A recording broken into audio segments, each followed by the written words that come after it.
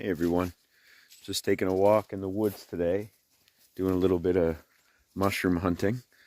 Thought I'd take you all along. This is my backyard, I guess you'd call it, the woods behind where I live. And yeah, it's fall colors right now. It's pretty beautiful. And I've noticed there's been a lot of mushrooms around lately, so I thought I'd come back and take a look around and see what I can find and give you a bit of an idea how I mushroom hunt and how I identify. Pretty beautiful out right now. Quiet. Just leaves falling, birds chirping. And mushrooms growing, which, let's see if we can find some mushrooms. This is a pretty cool spot. This property used to be a farm field a long time ago. So you can see this pile of rocks. That actually used to be kind of the border on a pasture from who knows how long. I mean, look at the trees. Probably 100 years at least. So somebody went through with an oxen, pulled all these granites out of the ground because this area is full of granite. And they made these fences that went for hundreds of feet, just stretched along the whole property. Pretty cool. And a lot of this in here is pine forest. You can see, like, I mean, there's a lot of hardwoods in here too, but if you look at the ground, it's just coated in pine needles, and that is very acidic generally. So there's different areas around here in these woods that vary. You can see it's more mossy and stuff as you look out, but in this area right here is a lot of pines, which is probably because 50 years ago or so, somebody came here and cleared out all the hardwood for firewood. So they would have come in here and cut down all the hardwood trees, which you can see right here is an example. So in the center of these maple trees, right, these little sprigs, is an old stump. So somebody came in here and cut that down. Now this looks like it's probably only 20 years maybe, but there's some that are a lot older. Like, look, there's more there. So somebody came in here and cleared this out. This probably was a lot more maple, a lot more mossy. And now it's primarily pine trees, which means that we're gonna find probably more mushrooms in this area. Mushrooms generally like acidic soil, mossy, overgrown, and there is still some hardwood trees here, but pretty much it's all pine needles. So here's some brown mushrooms. A lot of LBMs here, little brown mushrooms. You can see it's a little bit mossy. The crows are squawking at me. I must be close to their nest or something. Anyway, this is the first one that we'll take a look at. And this is the book that I use.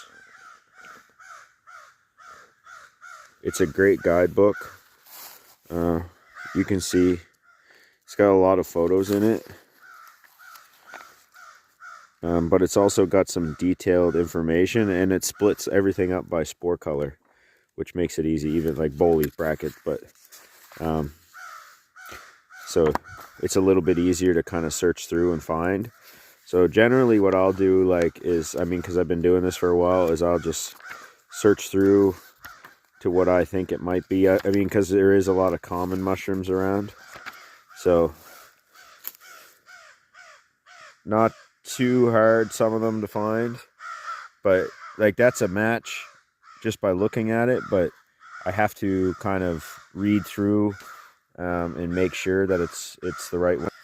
So I'll try to get a little bit closer here. So you can see it almost looks just like the photo. It's like right in the club mosses. And that is, according to the writing, one of the things that you look for. So you can see it's got this little skirt around it, which, according to this, has, yeah, narrow, disappears. I think this is the one that we're looking for. I'm not even going to try to pronounce that. Cystoderma granulosum, I think. So we'll probably see more of these when I'm looking around, because these are fairly common. I see these a lot. That's why I kind of knew where to jump to on the page. But let's see if I find something a little more interesting. Well, here's something a little bit interesting. Some brachyfungi on this I was looking at, but look at something was back here scratching. I would assume is a porcupine. This tree is dead, very dead. It kind of looks like something shredding it, but I do have woodpeckers around here too, so some of the higher up, that could be woodpecker, but this seems more like something was scratching, so yeah, kind of weird. Anyway, here's the old apple tree. Few apples this year. I have to try to go back and trim it though. It's kind of full of dead wood. Could be a nice apple tree when it's all trimmed up though. This is my one of my little paths that I've made. I've made several of these. I try to kind of go in between the trees, but it just makes it a little bit easier because, as you can see, it's pretty thick woods back here. And sometimes having a kind of clear area like this, the mushrooms will pop up in these, like kind of on the borders of these edges. So it's makes it easier for me just to walk around and find out kind of what's popping up this time of year. This is another cool little spot. You can see there's not as many of the pine needles here. It's kind of grassy. There are softwoods around, but there's a big pine over there in the distance. But anyway, this is a cool little tree I've spotted before. Dead tree. But just look at the bracket fungi. Just coated. So cool. Oh, right up. Probably 20 feet tall. Just solid bracket fungi. Wicked. Well, let's see if we can figure out what these little things are. So bracket fungi are sometimes pretty tough to identify. Because they all kind of, after they age, they kind of get this grayish kind of look to them. I mean, probably a lot of people right off the bat would say, oh, turkey tail, which this is a turkey tail here, right? So they kind of do have a similar look. The spores are usually white to yellowish. The spores on the undersides on this, as you can see from this little piece I ripped off, is kind of an orangey color.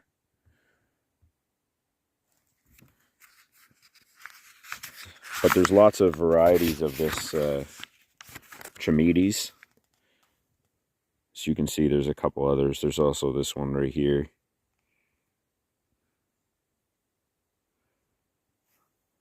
I would say this is probably the likely. I would say it's a Trametes because some of the other varieties are more darker and the spores are darker. Sometimes the other underside is a good tell. But like a lot of these bracket fungi, they just, oh, they're velvety. They have hairs on top. They're thin. They're pliable. Well, that's pretty much most of these, right? And again, this is like, these are not active. These are kind of lived their life and now they're more like leather almost, right? But you can see how cool is that. So we'll leave this one at, how about some kind of Trametes. Non-edible either way, so no big deal. Let's move on.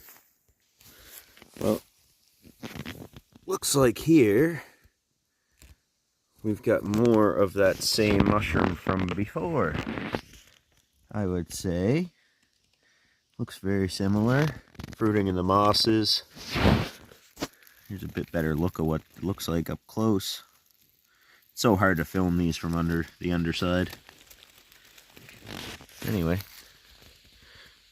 Obviously they are pretty common right now.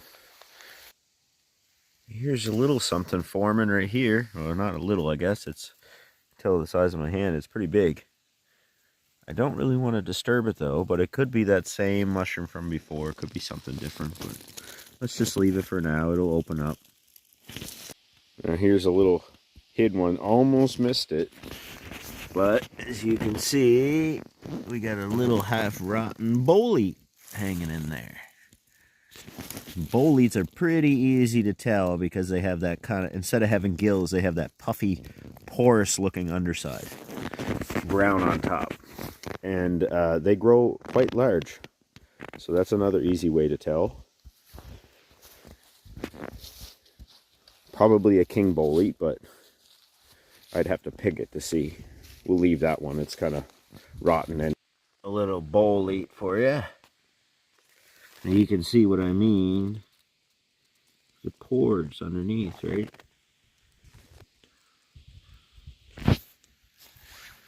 And that gives you an idea how big this mushroom is.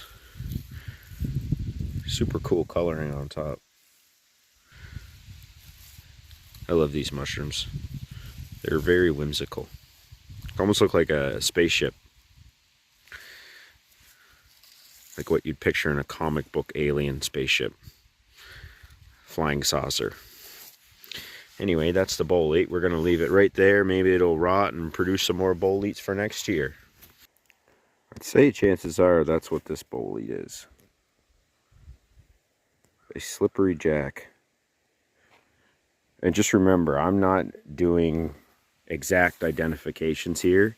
So I'm not eating these mushrooms. If other than just going out and looking and enjoying them, I'm not taking these inside and eating them. If I was to do something like that, I would be taking measurements and doing a little bit more research and making sure that those are the species I think they are before they ever touch my tongue. And it looks like, oop, there goes the wind again. It looks like here we've got an ash bolete, which is an edible bolete. As you can see, I love the coloring on top of that.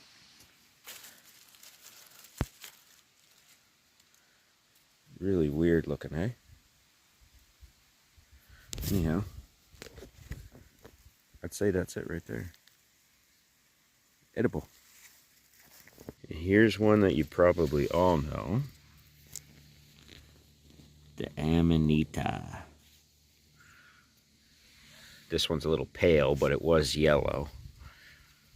Oop. Right there, possibly. Looks like it. Could be. There's a couple other species of Amanita. But this looks like a muscaria, which is quite common around here. So there's a couple more there's a couple more right here, kind of rotten, but you can see quite clear with the spots on top. Anyway, this one, something's been eating at this one. Pretty cool looking thing though, eh?